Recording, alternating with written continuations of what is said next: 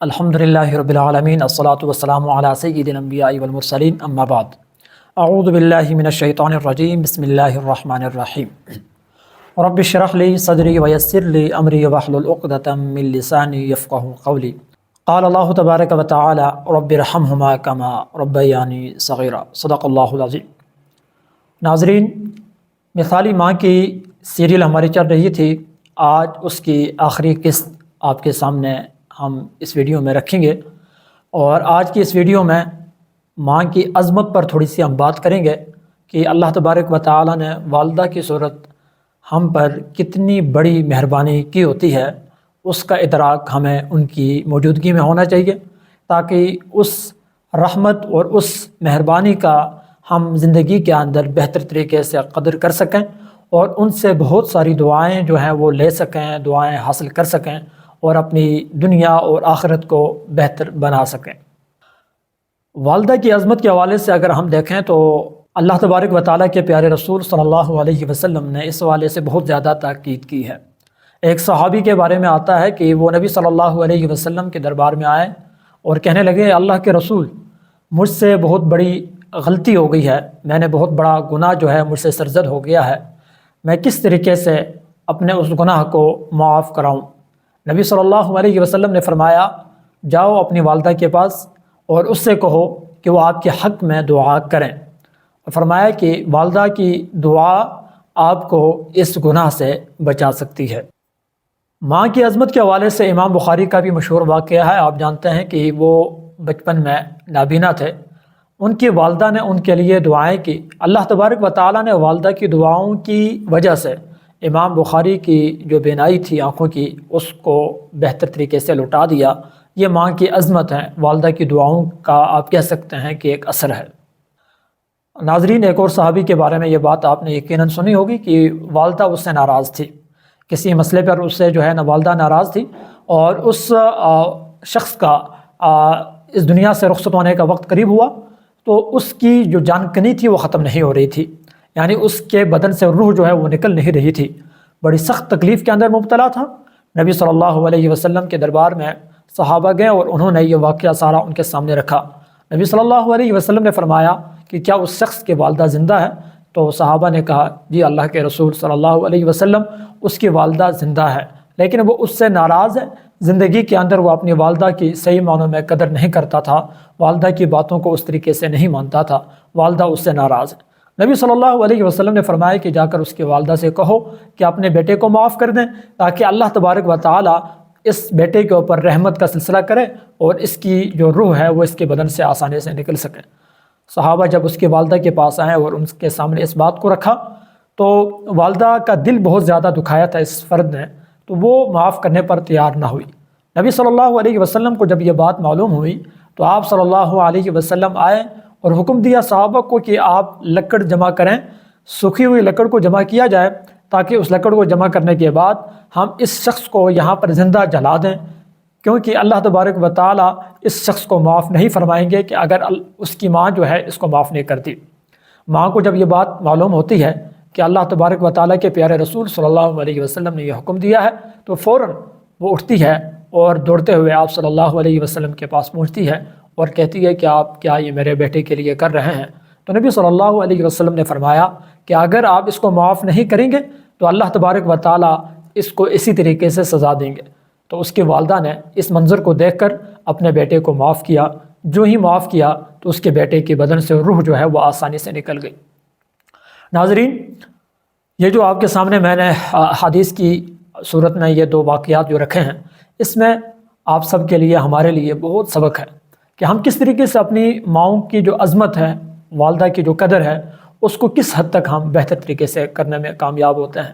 والدہ سے بڑھ کر کوئی ایسا رشتہ نہیں ہے دنیا میں کہ جو آپ کے ساتھ مخلص ہو، جو آپ کے لیے بے لوث محبت کرتا ہو۔ وہ ماں کہ جو آپ کے لیے بغیر شرائط اور قواعد اور ضوابط کے آپ کی محبت میں وہ ہر آن کھڑی ہوتی ہے۔ وہ ماں کہ جو آپ اس کے لیے کچھ لائیں تب بھی وہ آپ کا انتظار آپ کے گیٹ پہ کر رہی ہوتی ہے، آپ نہ بھی کچھ لائیں تب بھی وہ آپ کے گیٹ کے اوپر آپ کے انتظار میں ہوتی ہے۔ یہ اس ماں کی بات ہو رہی ہے کہ جو آپ کا اف تک کرنا، آپ کے ماتھے کے اوپر بل کا چڑھ جانا اسے بھی جو ہے وہ اپنے اوپر سہ نہیں سکتی ہے۔ وہ ماں، میں اس ماں کی بات کرتا ہوں کہ جس ماں کے سامنے آپ اگر دیوار کے ساتھ کندھا لگا کر بیٹھے ہیں، وہ ماں آپ کو گوارا نہیں کرتی کہ آپ بغیر کسی تکیے کے یا بغیر کسی سہارے کے دیوار کے ساتھ آپ نے اپنا کندھا جو ہے وہ لگایا ہو۔ فی الفور وہ اٹھتی ہے اور تکیے کی صورت آپ اور دیوار کے درمیان ان چیزوں کو وہ آگے بڑھاتی ہے۔ میں اس ماں کی بات کرتا ہوں کہ جو ماں بظاہر آپ اس سے روٹھ کر نکلے ہوں، بظاہر آپ اس کی دل کو تکلیف پہنچا کر گھر سے نکلے ہوں، لیکن وہ ماں پھر بھی انتظار میں ہوتی ہے کئی لوگوں سے، اپنے بہنوں، اپنے بیٹیوں سے، اپنے بیٹوں سے، گھر کے اندر کوئی بھی اویلیبل ہو اس سے وہ آپ کو کال کرواتی ہے، آپ کی خیر خبر جو ہے وہ معلوم کرواتی ہے کہ کیا پتہ میرا جو بیٹا ہے وہ ٹھیک ہے یا نہیں ہے، اس نے کچھ کھایا پیا یا نہیں پیا۔ یہ میں اس ماں کی بات کر رہا ہوں۔ ناظرین، یہ اس والدہ کی بات ہو رہی ہے جو آپ کے لیے ہر غم میں آپ کے ساتھ کھڑی ہوتی ہے، ہر خوشی میں آپ کے ساتھ کھڑی ہوتی ہے۔ میں اس والدہ کی بات کر رہا ہوں جو رات کے اندھیرے میں 2-3 بجے کا وقت ہوتا ہے، وہ اللہ کے سامنے مصلی کے اوپر آپ کے لیے رو رہی ہوتی ہے، اس کے آنسوؤں سے مصلی جو ہے وہ گیلا ہو چکا ہوتا ہے، اور وہ اللہ تبارک و تعالیٰ سے آپ کی بہتر صحت، آپ کی بہتر تندرستی کے حوالے سے، آپ کی کامیابی کے حوالے سے وہ اس سے اللہ تبارک و تعالیٰ سے گڑ گڑا کر دعا کر رہی ہوتی ہے۔ میں اس ماں کی بات کرتا ہوں کہ جو ماں چھوٹی چھوٹی خوشی آپ کی اس ماں کے لیے پہاڑ جتنی خوشی کے برابر ہوتی ہے، اور چھوٹا سا آپ کا غم اس ماں کے لیے پہاڑوں جیسا بڑا غم جو ہے وہ اس کو نظر آتا ہے۔ میں اس ماں کی بات کر رہا ہوں کہ جب آپ بیمار ہوتے ہیں تو وہ آپ کے لیے ہر طرح سے کوشش کرتی ہے کہ کس طریقے سے میں اپنے اس بیٹے کے غم کو، اپنے اس بیٹے کے درد کو میں ختم کر سکوں۔ ناظرین، ہمیں بھی ذرا یہ دیکھنا ہے کہ ہم اپنی اس عظمت بری ماں کے حوالے سے، اپنی اس والدہ کے حوالے سے، ہم کس حوالے سے اپنے آپ کو تیار کر رہے ہیں۔ کیا میری ماں مجھ سے راضی ہے؟ یہ ایک ایسا سوال ہے کہ اسی کے اندر میری دنیا اور آخرت کی کامیابی جو ہے وہ منحصر ہے۔ والدہ کی عظمت کے حوالے سے ایک کتاب یورپ میں لکھی گئی ہے، اس کے اندر ایک بچے نے اپنے والدہ کے 8 جھوٹ لکھے ہیں۔ آج کی اس ویڈیو میں وہ 8 جھوٹ آپ کے سامنے لانا چاہتا ہوں تاکہ آپ کو اندازہ ہو جائے کہ اللہ تبارک و تعالیٰ نے والدین کی صورت کتنی بڑی عظمتیں جو ہیں وہ ہم پر آپ پر عطا کی ہیں۔ وہ انگریز بچہ یہ لکھتا ہے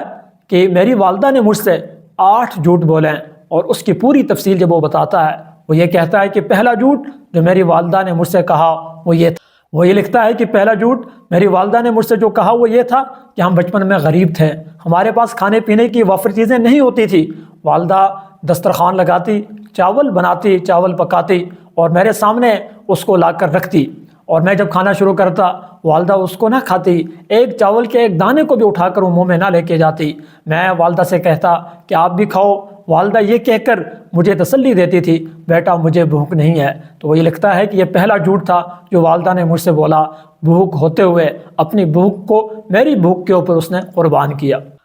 دوسرا جھوٹ وہ یہ لکھتا ہے کہ ہم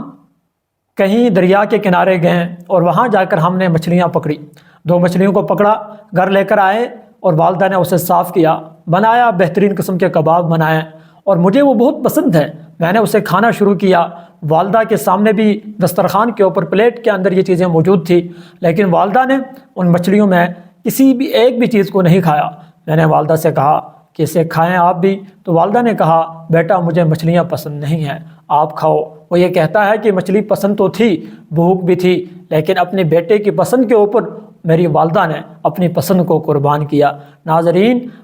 میری اور آپ کی جو مائیں ہیں وہ دن میں کتنی دفعہ اپنی پسند کو ہماری پسند کے اوپر قربان کر دیتی ہے۔ کیا ہمیں بھی کہیں خیال آتا ہے کہ ہمیں ان کی پسند کے مطابق اپنی زندگی کو تھوڑا سا آگے بڑھانا ہے؟ ہم نے تھوڑی سی ان کی آنکھوں کے اندر تھوڑی بہت ٹھنڈک پیدا کرنی ہے، ہم نے ان کے دلوں کے اندر تھوڑی بہت روشنی جو ہے وہ اپنے اچھے کاموں کے ذریعے سے لے کر آنی ہے۔ یہ ایک سوال ایسا ہے جو ہم میں سے ہر فرد کے لیے یہ لمحہ فکریہ بھی ہے۔ وہ انگریز لکھتا ہے میری والدہ نے مجھ سے تیسرا جھوٹ یوں بولا کہ میں جب بڑا ہوا، اسکول کے اندر تھا، پیپر دے رہا تھا، گرمیاں کافی تھی، مجھے میری والدہ لینے آئی اور میں ہال کے اندر پیپر دے رہا تھا۔ باہر میری والدہ نے اس گرمی میں مجھے یہ دیکھا کہ میرا بیٹا گرمی کے اندر موجود ہے، تو جوس کا ایک ہی ڈبہ لیا اور وہ جوس کا ڈبہ مجھے پیش کیا۔ میں نے والدہ سے کہا کہ آپ بھی پی لو، تو والدہ نے کہا نہیں، مجھے پیاس نہیں ہے۔ وہ یہ لکھتا ہے کہ یہ میری والدہ نے مجھ سے تیسرا جھوٹ بولا، گرمی اسے بھی لگی ہوئی تھی، تھکی تو وہ بھی تھی، پیدل چل کر پسینہ تو اس کو بھی آ رہا تھا، لیکن اس نے اپنی گرمی کو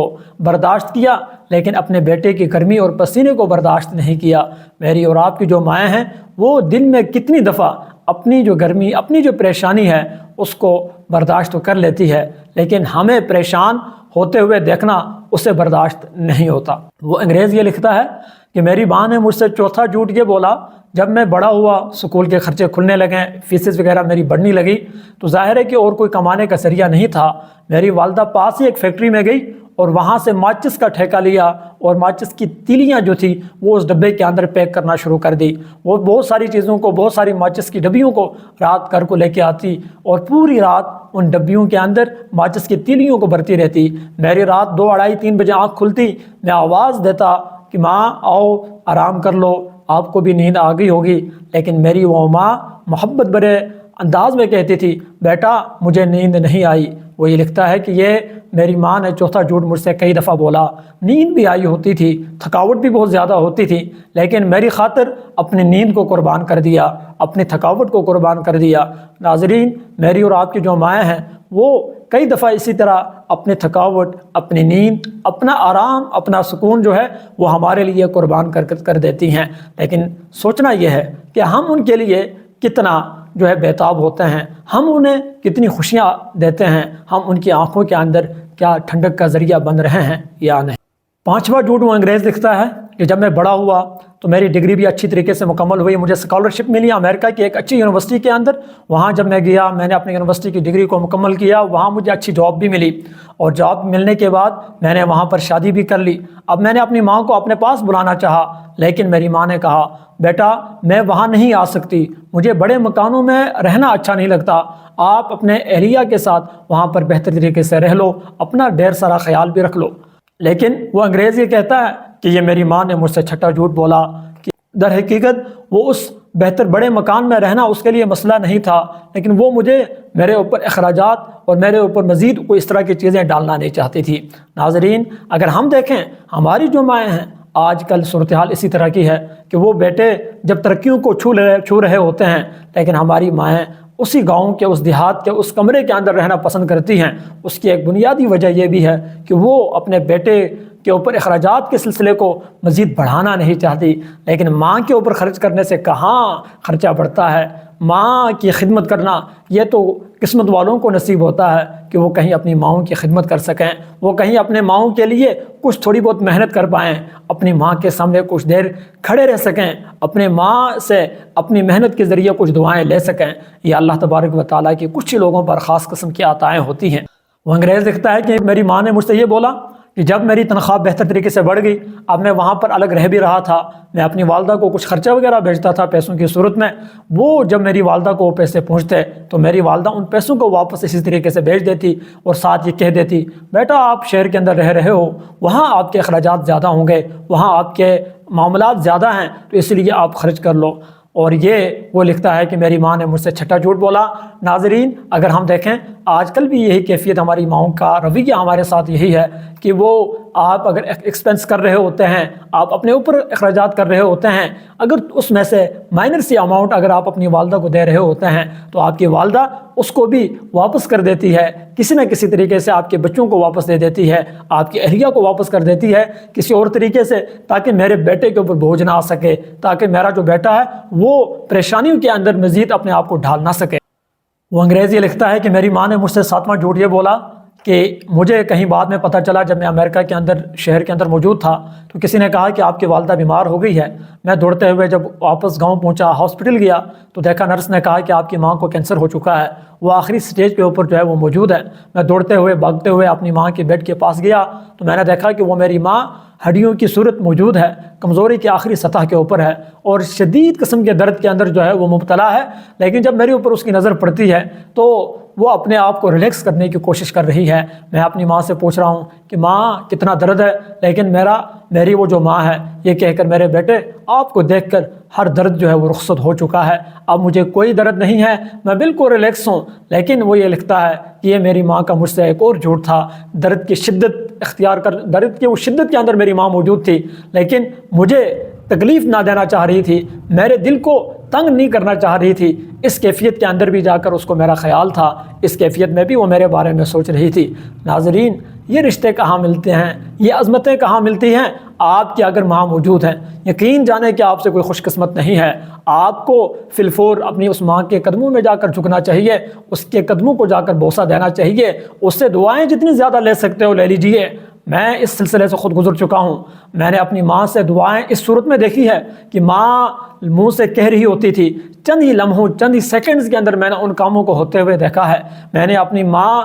کی جذبات کو انہی معنوں میں دیکھا ہے اور ان کی دعاؤں کو اس صورت میں جو ہے اپنے ساتھ چلتے پھرتے ہوئے دیکھا ہے۔ لیکن تقریباً 2-2.5 مہینے ہو چکے ہیں، میں اس عظمت سے محروم ہو چکا ہوں، اور میں یہ جانتا ہوں کہ اب جو لمحے ہیں وہ میرے لیے کتنے مشکل ہو چکے ہیں۔ اب گھر کس طریقے سے مجھے کھانے کو آ جاتا ہے، اب زندگی میری یوں لگتی ہے کہ جیسے بے مقصد سی زندگی ہو گئی ہے۔ میری زندگی سے اب ہر رونق جو ہے وہ ختم ہو چکی ہے، میری زندگی سے ہر راحت اب ایک طرح سے ختم ہو چکی ہے۔ یہ ساری چیزیں آپ کے سامنے لانے کا صرف ایک ہی مقصد ہے کہ آپ کی والدہ، آپ کے والدین اگر موجود ہے تو جلد از جلد رجوع کیجیے، ان کے دلوں کو جیت لیجیے، ان کی جتنا بھی آپ سے ہو سکتا ہے ان کی جو ہے وہ قدر کیجیے، ان سے بے شمار دعائیں لے لیجیے۔ ان کی جب آپ خدمت قدر کریں گے، یقین جانیں کہ اللہ تبارک و تعالیٰ آپ کے لیے بے شمار ایسے دروازے کھولیں گے جو آپ کے وہم و گمان میں بھی نہیں ہوں گے۔ یہ ساری کامیابیاں ان کے قدموں کے اندر ہی موجود ہیں، یہ سارے خزانوں کی جو چابیاں ہیں وہ ان کے قدموں کے اوپر موجود ہیں۔ بس ضرورت ہے ذرا جھکنے کی، ضرورت ہے ذرا وہاں جا کے ان